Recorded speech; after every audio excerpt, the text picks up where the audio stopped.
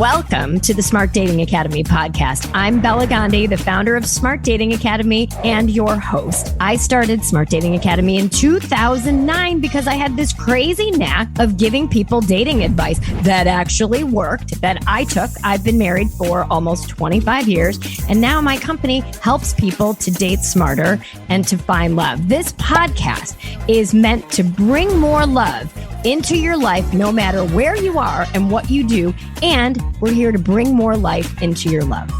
Smart daters, welcome back. I hope you guys have had a good week and are doing something amazing that you're excited about, because today I have someone amazing for you. And this someone isn't just a someone. This is someone who's part of the heartbeat of Smart Dating Academy. This is someone who many of you know, many of you have seen. She's been with me for a decade. She's been on the Instagram live show. If you have worked with Smart Dating Academy, chances are she has coached you, or even behind the scenes, if you haven't known it, she's helped develop the curriculum that has coached you. She's on the Love Labs. She does one-on-ones. I present to you today, I couldn't be more excited to have my right-hand person, Lindsay Anderson, with us today. Lindsay, thank you for finally putting some time on the calendar to do this, because I couldn't be more excited to have you here.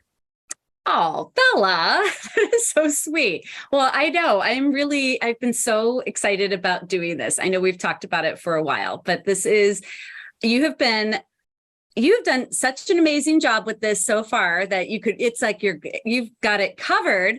I couldn't be more thrilled to be here.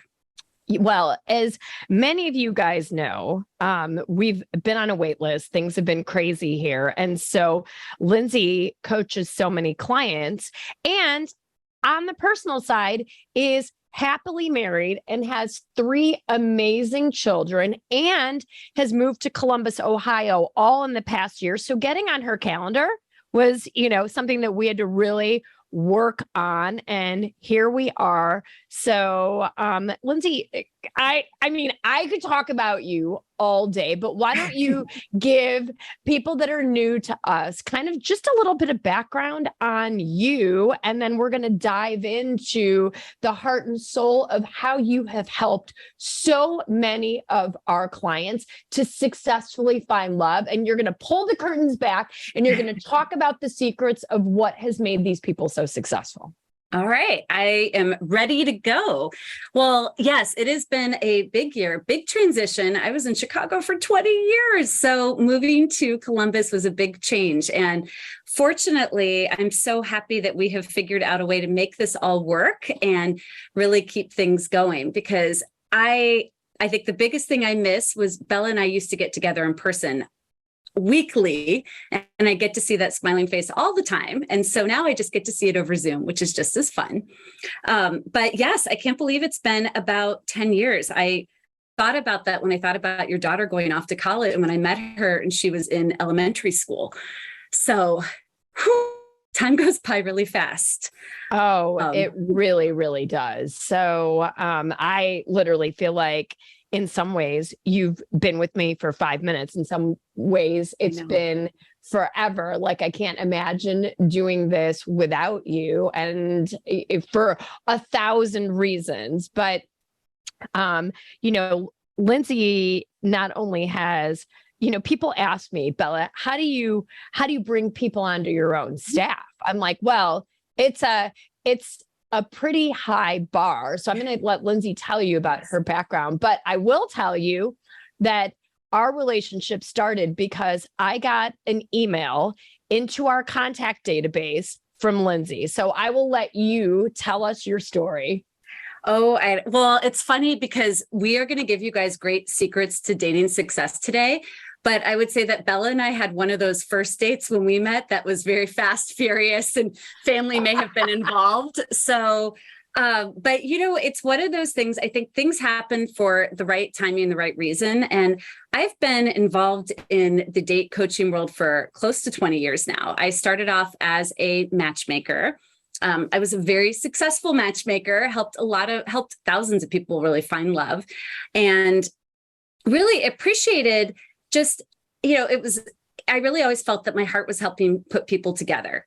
But I definitely observed some patterns over the years as a matchmaker, which is that when people come to see you, they have a very clear criteria of what they think they need in a relationship. And it is a checklist, and it is a very similar checklist. It is the same criteria over and over and over again. And sometimes we're able to get that lined up and teach people, and they get everything they want on the list, but then they sometimes can end up in relationships where they feel like, okay, I'm with this person who's good on paper. He's everything I thought I wanted. He is tall. He is successful. He's got his advanced degree, but they never felt fulfilled.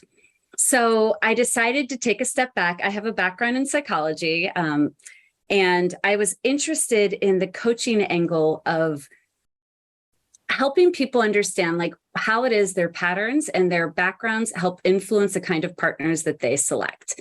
So I took a step back from matchmaking and went and became a certified coach and tried to start my own business. And I had my clients, but it was when I was sitting there working with my own clients that I saw a friend pointed out Bela on TV, and she's like, look at this woman's doing what you're doing, but she's really doing it well. You should go check out her website. And I checked it out and I looked at it and I'm like, you know what? I'm going to reach out to her because I feel like it would be way more fun to do this together. And so I started to send Bela a bunch of emails. First one, ignored. Second one, she ghosted. No, I never heard back. Oh my God, you guys, this is like behind the scenes. I wouldn't say after dark yet. We can certainly do an after dark episode with Lindsay, however, because she knows all the things. I do. I was ghosting. Like I just would read it and continue to move on. Yes, but I would add a different point each time. And finally, it's the right time where my email came in, bing, at the moment, maybe a few seconds before she had realized maybe I should get a little help around here. And we finally agreed to meet for coffee. And this is where I joke. It was literally, I think within the first few minutes of meeting you, it was like we had always been friends. It was a really, really lovely connection, and it was really easy. And I think we both got really caught up and excited about what we wanted to talk about and how we could and you looked at me, I think at the end of this coffee, and this was in the Bloomingdale's building on 900 North Michigan, I remember. And you're like, I don't know how this is going to work, but I'm going to find some way to make this work. Exactly, because I had only started the business basically 2 years before and was growing it, but was still able to manage the things on my own. And I wasn't sure, am I really ready to take a risk? Because I came from the business world. I had 100 people reporting to me in property, plant, and equipment. And I swore when I did this was going to be my fun passion project, and it was going to be me. And that way I didn't have to think about all of the things. And then along comes this beautiful, smart person sitting in front of me. And I was like, oh, okay, maybe I can commit again. So, right. I was clearly, you guys, the bad dater here for 100 reasons. So I did meet her. And so now you know that even if you don't hear from someone, you can continue to nudge them a little bit, right? And you never know what's going to happen. And if you feel like you're getting nudged by somebody, okay, and you're not responding and you're finally like, okay, I really like that message, agree to meet this person. Because if me coaching people on dating, putting the hat on in the work world, if I wouldn't have agreed to, the last 10 years certainly would not have looked like the way they looked. And I think what Lindsay was saying, obviously our first date was like supposed to be an hour and it was like 4 hours. Several hours. Oh, and then I met your family afterwards. My entire family, my nanny, my kids. I took her to my parents' house, like everything we tell you not to do on a date. We didn't sleep together, which was fine. That's kind of where we ended things. Like that happened later. I'm kidding. But don't go to houses. We're always like, don't go to their houses. And I'm like, sure, Bella, I'll go to the house and meet the whole family. It was very absolutely. My husband, 100%. Oh my God, Ryan, when I got home that day, he's like, well, how did it go? I'm like, well, I met the parents. He's like, wait, what? I said, right. This is going to work. I just know this is going to work. I had that good feeling. 100%. And as I left the date going, we're going to make this work somehow. I said to her, I'd really like us to do dinner with our spouses a week later. And we did dinner with our husbands because I knew in my gut, okay, if this person is going to work with me and help us to make our clients more successful, is she walking her walk? I would like to meet her husband. And so we did dinner, and I can't remember what the name of that restaurant was on Clark Street. And it was called something else then, but the four of us met. And and you guys know me by now, I have really good spidey sense, really good intuition on people. Obviously with Lindsay, I'm like, we're going to do this. Met her husband, Ryan. I was like, okay, this is a done deal. He's amazing. He's super supportive. And he literally said like something like, I feel like you two are like the same person and you're both talkative and you're both like, okay, this is going to work. So at that point, this relationship began. And what Lindsay is saying is exactly right. And was the ethos with which I started Smart Dating Academy. It's matchmaking. And I know so many of you listening to this are like, I just want a matchmaker. I want to cut through all the brush. And I just want somebody to dole up someone on a plate because I'm sick of online dating. I'm sick of this. I'm sick of that. But I will tell you what, Lindsay and I both had similar experiences. Matchmaking, guys, it enables you to stay with that list of what you want versus what you actually need to be happy in a relationship. And remember the data. 50% of first marriages end in divorce, 67% of second marriages, 74% of third marriages. So what we were very aligned with and what we're aligned on in our company today is we're going to help you, number one, to find the lid to your pot that is permanent. You're not going to get divorced because in 13 years, we've had 0 divorces and I'm not taking anybody into our practice and to wreck that statistic. Okay. So, I'm with you on that. And so that's what we're doing here is we're helping people. And what Lindsay's been instrumental at doing in the last decade is helping to help people to help you find what it is that's really going to make you happy, all the way to the little tiny cells in your toes, all the way up to the tippy top flyaway hairs in your head. Who is a person that is going to make you happy ad infinitum? Do you have to get married? No. We don't care. It's neither. It's one. It doesn't matter to us whether you decide you're going to go to the church or the mosque or the temple or have somebody officiate the wedding. That's a 30 to 60 minute ceremony. Great on you. But we help people no matter what your end goal is. As long as you want to find your person, your other half, the yin to your yang, the lid to your pot, that is what we do together. And we do it pretty damn well. Right? Yes, we do. Yeah. We do it pretty damn well. So we've got a couple things, and Lindsay's been incredibly successful. And so what she's done is kind of like I said, she's like the Wizard of Oz. You might not have heard her until now, but she's certainly there pulling lots of strings in the background. And what she's going to lead us through now are, several points that have made her clients successful. And the reason we're sharing these is because all we want is for you, dear listener, to be successful. So we're wringing out the towel. We're pulling out the juice of what is really making people successful. And you can take the reciprocal of that. What's not making people successful? Yes. So, Lindsay, start sharing your best stuff with us. Yeah. And I think you're right. I think the biggest thing is, Bella, you and I both, we love love so much. And because we've now been doing this long enough, there are very consistent patterns that we see in dating and things that people can do that can really help them find love. And I know, and just talking, we're in the weeds every single day. I am on the phone all day long talking to clients, one after the other, hearing their stories, sort of seeing what's going on online, and really help them kind of sort through everything that's happening and keep them focused on what the outcome's going to be.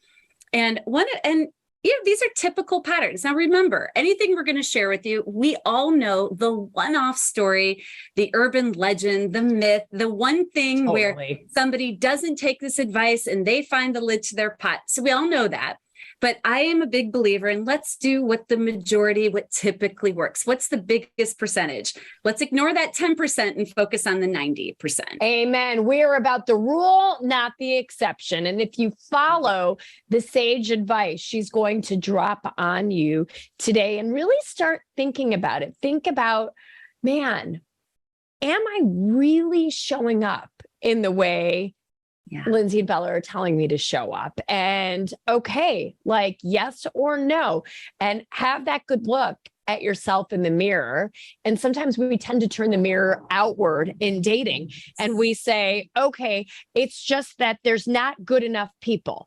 I just need more access to people. All of these people are boring. They're beneath me. But so listen to the things that we're going to talk about today and how we help people to change their mindsets, to change what they're doing and how they have become successful. Exactly. I think you're right. And I think the first thing I just want to really address is, having done this long enough, I will tell you, you will not know who the love of your life is based on an online profile or a first date. Oh, say that for the people in the back. Oh, I will tell you, my happily married clients, my clients who are just partnered off, they don't know who that person is. It does not hit them, contrary to what we hear about, in Hollywood. It does not hit them where they look at that first profile, they get super excited and they're like, that right there is going to be my future husband or wife or partner. They never, ever know that. What happens is this is a much slower burn. The profile doesn't have red flags. It might have a lot of information, it might have a little information, but there's something sort of about the pictures, even if they're not great pictures, where they just look nice. They give the person a chance and they screen them in slowly and steadily. They have a good first date. It's not an amazing first date. In fact, Bella and I often joke, when we have a client tell us that this date was the best date they've ever been on in their life, this person blew them away, he was amazing or she was amazing, we sit back and take pause. We're like, okay, tell us more. And then we make sure they have a dating funnel and we do a lot of other things to guard against it, because what comes out as a first date does not immediately translate into love at first sight. It doesn't happen. So we tell our clients, date slowly, have a good first date, ease into it. And then typically what happens is those first few dates go really well. I have observed that around date 4 or date 5, all of a sudden people are like, uh-oh. And they get a little worried and they wonder, how do I know? Is this the person I'm going to marry? I'm like, just keep the person in the mix, give them more dates, give them more time. It gets better and better. Absolutely. Or to Lindsay's point, at date 4 or date 5, sometimes it could get better, but sometimes it might get worse. And you only know that by dating slowly, not rushing to get yourself offline, right? Because how many times do you hear from someone, Lindsay, when they're on date 3 or 4, that they want to shut everything down? All the time. In fact, every single week with my coaching, there's 2 things I hear. I hear, number 1, by date 3 or date 4, he always invites them to his house for dinner because he wants to cook dinner. And then we have to have that conversation, which we'll get to. And then the other thing I hear is, this one he seems like a good one. I just feel really guilty if I'm dating other people and I feel like things are going really well, and I just, let me just kind of take a step back. I'm so busy with work. I just want to see where this thing goes.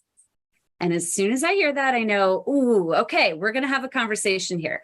We want to make sure that you're successful, that this truly is the lid to your pot. So I'm going to always coach you. Never put all your eggs in one basket. Make sure that you diversify the dating pool and that you always have other options to compare and contrast to. That is the smartest strategy you're going to have. That's how you're going to start to see if there are red flags. That's how you're going to start to see if you like this person a little bit more by comparing his behavior, her behavior to the others in the mix. It's so true. I mean, you guys know, I always say there is no substitute for this one thing in the dating process, and that is time. Okay, that is time. And most of our clients, look, we're all driven as human beings to want to know something instantly. I want to look at a profile and I want to say, oh my God, that is my husband. Look at what he says. Look at his job. Look at how great he looks. I want this to be my last first date, right? You got 50-50 odds. It's heads or tails. Yes. And date by date, when we've taught our clients what they need to know, and they have their own particular list, right, of who if they're women and they're looking for men, who their own high GHQ guy is, what their elevator people look like, and they know who they're looking for. And sometimes, even with all of that information, we still want to jump ahead. Because we've had that message ingrained in us from Hollywood, from Harlequin, from Bollywood, that there's a 3-date rule and we should know this and I shouldn't be dating other people. And especially when people have come out of long marriages, whether they've been divorced or widowed, it becomes very hard for people sometimes to say, oh, I can keep dating multiple people at the same time. But like Lindsay's saying, guys, you're never going to know. We all want to know, oh, that's my person. I want to shut everything down. You will never know that, for better or for worse. The people, and I can tell you, one of our biggest adages at Smart Dating Academy is love is going to come to you in an unexpected package. Okay. And so you're not going to know that by looking at 5 photos and 200 characters. You're just not. If you were hiring someone for your company, except for me hiring Lindsay, ignore this advice. You wouldn't hire someone, right? I was a solopreneur at the time, so I was judge and jury. But if you're working, many of you are successful executives, you work for big companies, you wouldn't hire someone right on the spot. You'd have a team of people. You'd have several interviews. That's more of how we're going to coach you to think about the dating process, because everybody can look good on date 1, but what happens on the 5th date? What happens on the 10th date? What happens on the 15th date, right? So this is where Lindsay has really, on a weekly basis, she's helping people, sifting people in, sifting people out, teaching people how to use your own gut, how to use your own spidey sense, because we have a lot of empathy for you, right? Yeah. It's hard sometimes. Our compass is demagnetized. We've had so much shit, so much bad stuff happen to us in the dating world. We're like, okay, last time I dated somebody who was older than me, and that didn't work out. So should I only date people that are younger than me? Yes. So this is where slowing things down and just knowing that love is going to come to you in an unexpected package. And like she's sagely saying, you are not going to know who the love of your life is by looking at a photo and looking at somebody's profile one time. So isn't it wonderful to give everybody that doesn't have red flags a chance, and then maybe another chance, and then maybe another chance? Yes, exactly. And that's where I've had clients who are in wonderful relationships right now where they would have thrown that person out after date 3 because they weren't feeling it. We hear I'm just not feeling it. I don't know. We hear that all the time. And that person, if they look back at the end of it and like, oh my God, had I just stopped going on a date with this person, I wouldn't be in the relationship I am. I wouldn't be as happy as I am right now. So it's making sure that you give yourself time until you absolutely know. And I'll talk about attraction is really important. And I will say that if you find that this is a lovely, kind person, but date after date, you really cringe with the idea of even holding hands or getting closer, or they're just not becoming a little smidge more attractive to you after each date, well, then by all means, let them go. They could be a lovely person. They don't have to be your person. But a good, successful dater is one where they keep a nice pipeline of about 3 to 4 people in the mix each week, guys, each week. That might be one person they're messaging online, somebody they're talking to on the phone, someone they're setting up a video call with, somebody they're going on a first date with. And then as somebody drops out, someone new gets cycled in. But the key is that you have options. You are diversified. And that you are open to the idea that who you think is the front runner might not be the front runner. Things happen all the time. We just don't know. Somebody could be great, and then something happens in their life, and then they take themselves out of the race. But keep your options open. And with that too, I would also say ignore the clock. Bella, we're talking about giving people time, but take the pressure off of yourself that you have to know who this person is right away, that you have to find love right away, that if it doesn't happen within your first few weeks of online dating, you're a failure. Do not tell yourself that story. That is just nonsense. It's nonsense. It is 100% nonsense. And I will tell you this, even we've done this podcast and we've talked about different love stories and different episodes and even just alluded to them. And one of the things, people will say is, well, gosh, Lindsay, Bella, I've been doing this. I've been at this for 6 months or 12 months or 18 months or 3 years, and I still haven't found love yet. And there's other people that you're talking about that have. Ladies and gentlemen, like Lindsay's saying, ignore the clock. We can do all of the things. You can do all of the things, have the right photos, the right profile, be filling your pipeline, like Lindsay's saying, with 4 different people per week. But there's certain things we don't have control over, which is the universe saying, guess what, lovely single person, now is your time, that this is going to be your last first date. So if you're listening to what she's saying, and when we're saying ignore the clock is it's a multi-pronged ignore the clock.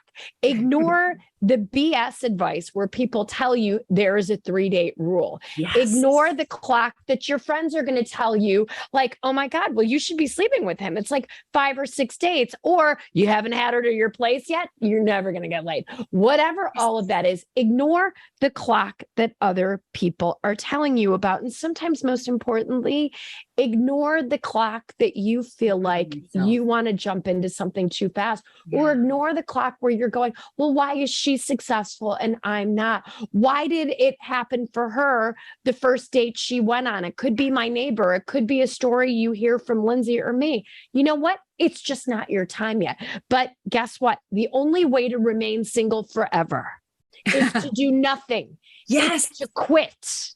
Yes. And you're exactly right. Love, guys.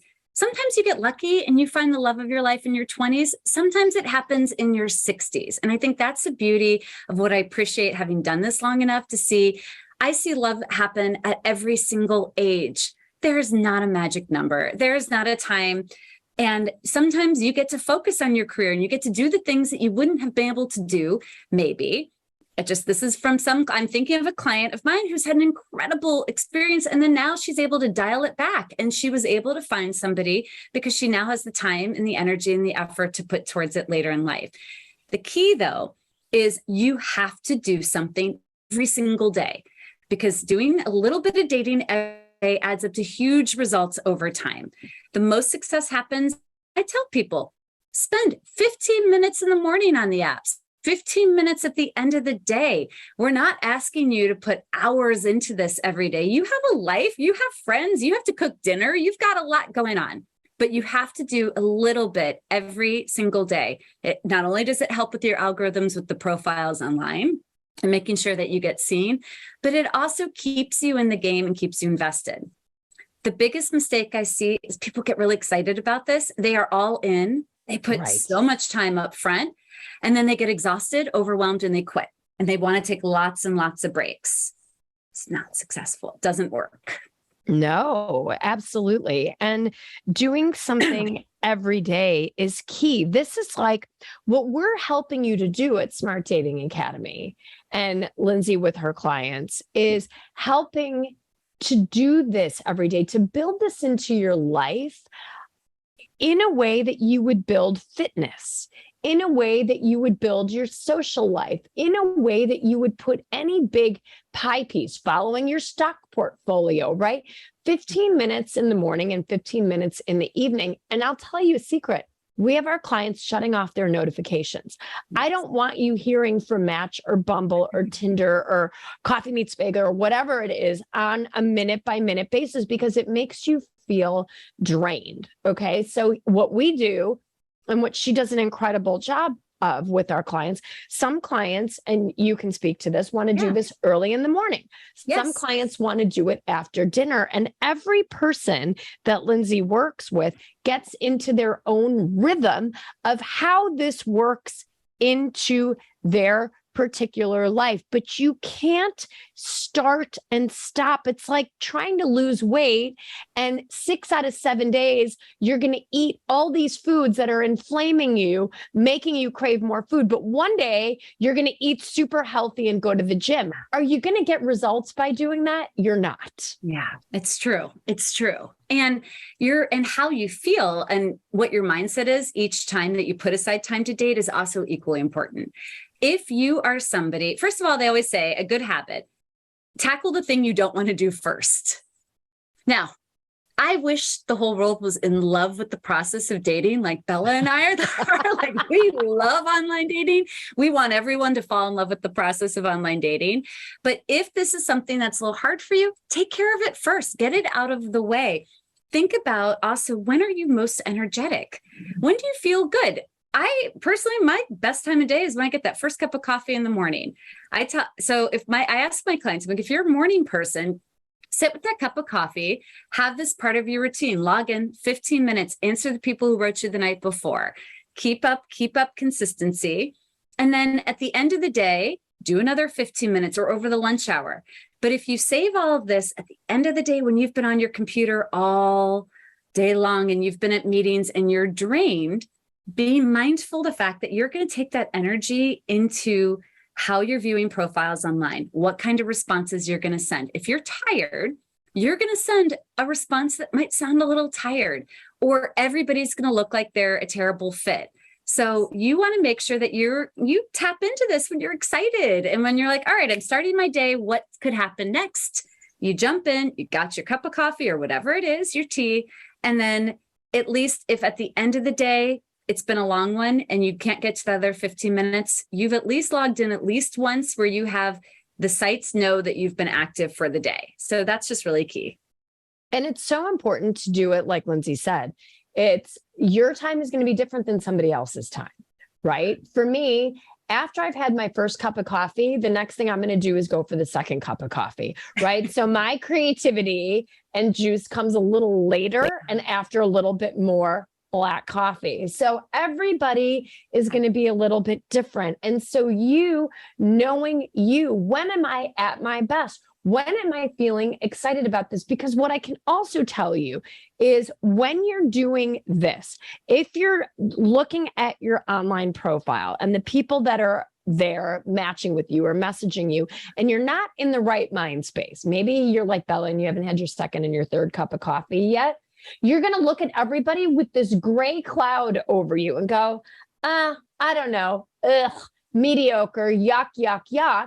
And then when I crawl into your inbox with you later in the day and I'm like, wait a second, what about this woman? Why didn't you message her? What about this guy? Oh my gosh, I don't know how I missed him. I'm like, I know how you did. You had your gloom and doom glasses on. So you've got to do this at a time where you're feeling peppy about this. And if you're driving in your car and you're listening to the two of us and you're going, hell, I never feel peppy about dating, then I think it might be time for you to seek out some date coaching to get some pep in your step. So if you feel like, oh my God, I hate this process and these two are having fun, I would maybe suggest it's time for you Come join us. Come join us for the fun, because and this is one of the biggest things that we get is we're really helping people to adjust their mindset, but we're going to delve more into mindset. Probably I'm going to be lucky enough to have Lindsay on a follow-up episode. So we're not going to go to mindset now, but I'm just going to have to leave you on a cliffhanger to hear all of our thoughts on mindset for the follow-up episode. But, we talk about something, and, actually, I want to back up for a second. Before I get into the next point that she's going to make, I want you to talk about this famous 1% example that you talk about.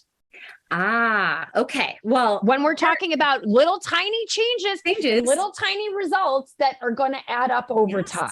Yes. So I'll recommend, I read the book Atomic Habits, which it's amazing. It is amazing. James Clear. First of all, I love books like this, but I felt that this one was in particular really good. And there's an example in that book that talks about how it's the 1% example, that a 1% improvement every day for a year will yield over a 37 times the initial result. Doing something small every day adds up to a massive change. And I look at that with our client, with our smart daters that we work with, that when they are in the weeds every single week and we have a plan for them. I've got a schedule. We're very organized around here. And it's all right, here's a certain number of people we want you to reach out to every day. Here's how we're going to set up your pipeline. Here's what we're going to do.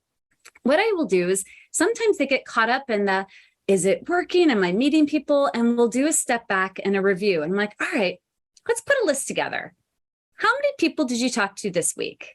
Okay, now let's take a month. Let's look back at the lens for the past month. How many dates did you go on a month? Now, if the average person sometimes will go out once every other week or so, maybe they're meeting 2 people a month. Our clients are meeting a lot of people every single week, each month, and it adds up. And I had a client do this the other day. She sent me a list. She's been at this for about 3 months. She has had about 30 conversations. Wow. In 3 months. Now, She's not overdoing it. She's sticking to her plan every day, but she's screening people in. She's going, not all of them get to go to the dates because we're very discerning who we have our clients meet in person. We sure are. Yes, we are. But if she starts looking at, she's like, gosh, I felt it was a really slow week. And I'm like, okay, well, we've got 10 people on for this week. She's like, okay, maybe it's not as slow as I thought it was. So these little things, they really do add up. And so I always tell you, if you're starting to feel like you're in a little bit of a dating slump, look back and look at what success you've had over the month, over the past 3 months. It's usually a lot more than you realize. Exactly, because our brains are wired for negativity from a survival standpoint, right? So we're always going to look at what's not working, how much ground I have left to cover. But if you're a dater, and one of the metaphors I give people all the time is sometimes we tend to look up. If we take a metaphor of you climbing a mountain, right? You've been doing this for 3 months, 6 months, 6 years, 6 decades. I don't know. And you're in the middle of the mountain. Sometimes people look up at the top and go, oh my God, I have so much further to climb, instead of actually taking a look behind your shoulder and saying, look at how much ground I've already covered. And how could I be 1% better on Tuesday? And then on Wednesday, and then on Thursday. And James Clear on Atomic Habits, Lindsay recommended the book for me. It's awesome. He talks to, I think it was a basketball team, and they were pretty fledgling. They weren't doing well. And he had every player just say, I want you to focus on being 1% better than you were yesterday. And this resulted in them becoming champions and all of the things you would expect in a great book that's talking about the 1% effect. But how can you be 1% better today than you were yesterday in the dating world? Okay. Yeah. And small changes for some of you, that might mean maybe I can spend 1 more minute online. Great. Maybe you can send one more message. Great. Maybe you'll agree to do that video date. Great. I want you to think about what your 1% is, and I want you to do it. Are you in? We're high-fiving you over the wires here, because I know, hopefully I've persuaded you. I love that. I love that. And I think you're right. It's whatever works best for you. But if you look at the end of the week, you guys, dating requires effort and work. We all wish it were easy. It does require work, but we're not asking for a lot of work. We're asking for a little bit of work. And at the end of the week, look back and reflect and give yourself your own high five for everything you did that week. And if it's a slow dating week, like, great, then I've had my down week. Next week, what am I doing next? Like, you just keep at this and you will see big changes. And I've had clients who, when they send out more messages, all of a sudden, we say it's a 1 in 10 rule. For every 10 messages you send out, one person is going to get back to you. So if you double it and you send extra that week, you're going to have more. You're going to double your results. So keep at it. You've got this.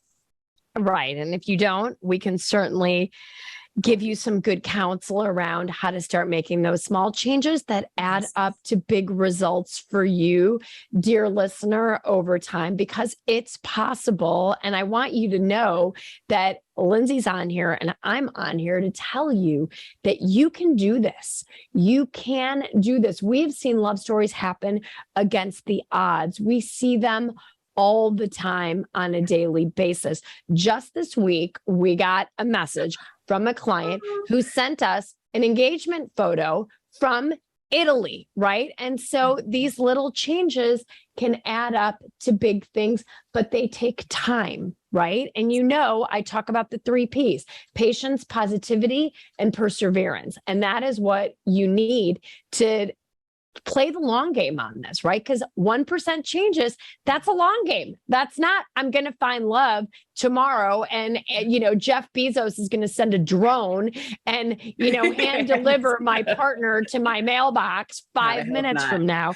That's not what's going to happen. And let's, along with that, let's talk about what you say is the treasure hunt. Oh, I love the treasure hunt. So here's what I look at this. The best profiles that you might see online, again, they might not always translate into being the best people. Absolutely. It could mean they're really good at marketing themselves. It could mean, it just means that sometimes anybody who initially can come across as a little too good to be true, there might be a little bit more of an underbelly to that. So not only do we talk about giving things a lot more time, it's looking for the ones that are going to be that maybe not everybody else is going for. So if you are online and you're looking at profiles, if you only message the most interesting profiles that you see that are exciting to you, chances are the best profiles stand out to every single online dater. They're all going to the same people. Those people have a ton of options.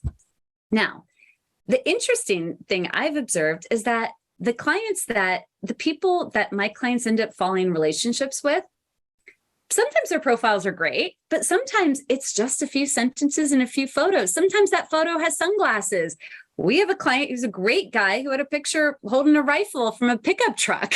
Okay. Travis, if you're listening, that's you. Yes. Oh, we'll never get over it, Travis. But until you came and did our photo shoot and we're like, whoa, male model. But anyway, I digress. It's one of those things where there are good people online and nobody knows what they're doing. So we want to give people the benefit of the doubt, except for red flags, to which we will always say red flags are red flags. So we're not talking about the profiles where people are negative or have all the other things, which we'll get to in part 2 of our podcast. But what I'm saying is that it is better if you are on this when you're messaging, always say yes to something versus saying no to get more information. Send that extra heart, even if he's got a couple sentences and just a few photos, or if she, she's got pictures of lots of travel photos and you see her, but you're not really sure, like, oh, I don't know if I travel as much as she does. Take a risk. Give her a little heart if we're talking about unmatch and send a message and see what comes back to you. sometimes it's the ones that don't get all the attention that they're so excited. It's like Christmas in July when they get a message from you. They write back, and I find that the replies that clients are getting back from those profiles that look a little bare, they're getting full messages with lots of good details and great stories and great exchanges back and forth. So be open. It's like, Nordstrom Rack. You have to sort through a bunch of stuff when you're there, but there's always a treasure to be found. And ladies, I'm going to point this message. If you're looking for a man, this message is pointed to you. There's great research out there that shows how incredibly discerning women are when they're messaging men, and that the majority of women online are messaging the same 20% of men. And what does that mean? That means there's 80% of dudes. I'm not saying they're all amazing or incredible, but I'm saying there's a lot of treasures that are available. 99% of women start their height search at 5'10".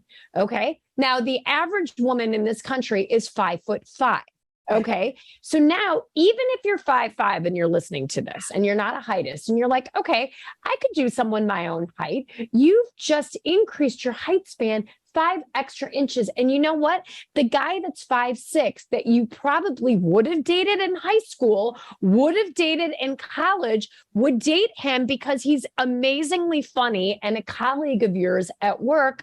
Those are the same dudes that are online that you are passing by. And those guys, when they get an email from a woman proactively, they will reach out and say, oh my God, when I get an email from a woman, it's like Christmas in July. So know that the online dating medium is favoring men that are tall. No slight against taller people. But if you want the secrets of where to find good people, and you're good at this, and remember, what did I say in my TED Talk? Everybody is the same height lying down. Okay. You know what I mean? And if you're wondering, what does that mean? Just think about it. We're not doing After Dark yet. Okay. But think about these things that we're telling you with the treasure hunt. And we're telling you how we're coaching our clients. Hey, look over here. Everybody's going to email the guy that looks like Brad Pitt and is 6 feet tall and says he makes over $150,000. Let's look at the other guys. And some of the most successful people I've worked with downplay, or some of the most successful people I've seen online downplay it a little bit because they don't want everyone kind of drawn to them for their success or their money or other things. But the key with treasure hunting, and I want to make sure you all see this is not about settling. Hell no. This is not about just saying, well, I guess he's okay and he'll do because they told me not to email Brad Pitt. That is not at all what we're saying. What we're saying is that there are amazing people everywhere.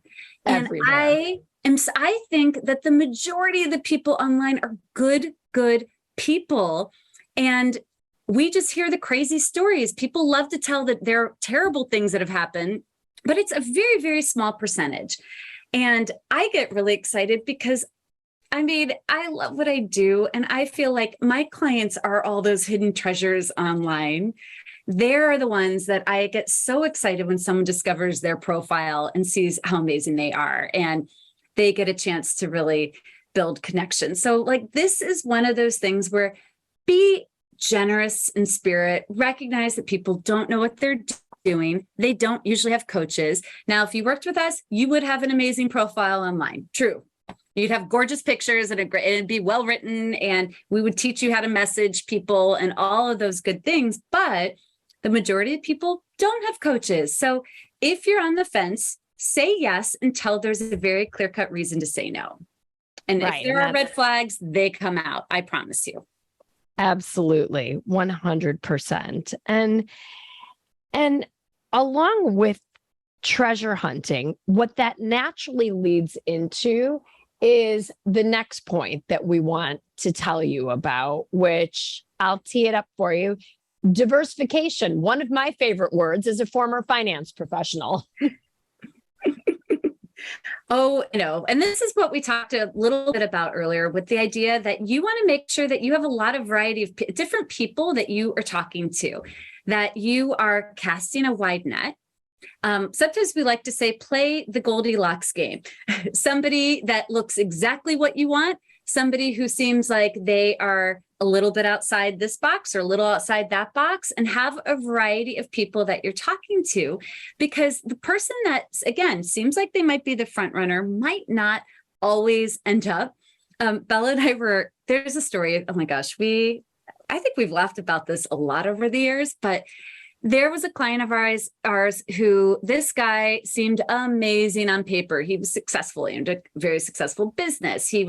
But he was fast and furious. We got the sense early on, our spidey sense is really good. And it was that this person's a little bit charming. We felt narcissistic, but this was a client that was overcoming that pattern. She was definitely drawn to that. And as the pink flags turned to red flags, and we were trying to guide her away from this one situation in which she wanted to stop dating everybody else. She had a great pipeline. She stopped responding to all of them. She put all of her eggs in the basket with this one guy, until we finally were like, all right, that he is bad news bears. We have got to get rid of this one. And so Sorry. Oh no.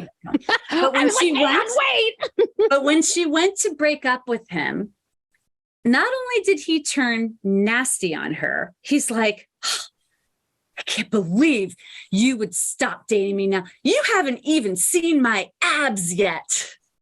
This dude was a complete D-bag, right? And it was so obvious, like Lindsay's saying, and she was so enamored by him because, yeah, he was good looking. Yeah, he probably had washboard abs under that shirt. Yeah, he said he was successful.